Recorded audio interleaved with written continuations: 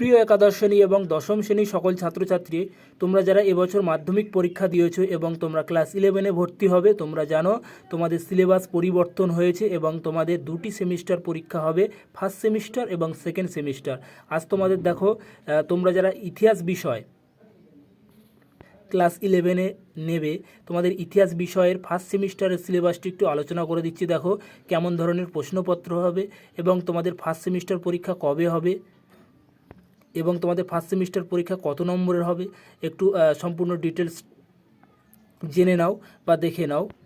দেখো তোমাদের first semester পরীক্ষা হবে 40 নম্বরের পরীক্ষা হবে, এমসিকিউ টাইপের কোশ্চেন হবে, মানে কি 4টি অপশান থাকবে, তোমাকে সঠিক অ্যান্সারটি লিখতে হবে।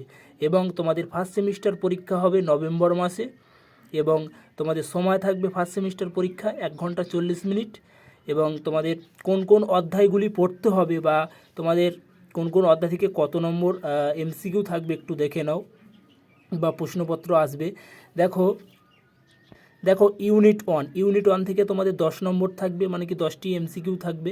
দেখো কি কি পড়তে হবে ইউনিট 1-এর মধ্যে: প্রাক ইতিহাস, প্রোটো ও ইতিহাস, তারপর প্রাথমিক উৎস এবং তাদের প্রাকৃতিক, মধ্যযুগীয় ভারতে ইতিহাস রচনা এবং ইন্দো পার্সিয়ান ঐতিহ্য ইতিহাস সময়ের ধারণা, তারপর ইতিহাস এবং কালক্রমের রৈখিক এবং চক্রকারের পর্যায়ক্রম।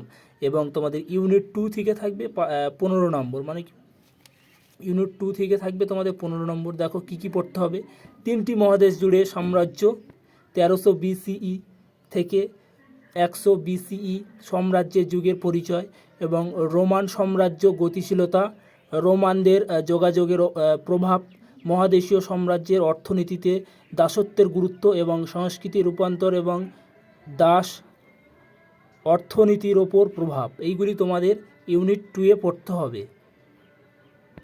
এবং ইউনিট 3-তে কী কী আছে দেখো তোমাদের ইউনিট 3 থেকে 15 নম্বর থাকবে, মানে কি 15টি এমসিকিউ থাকবে।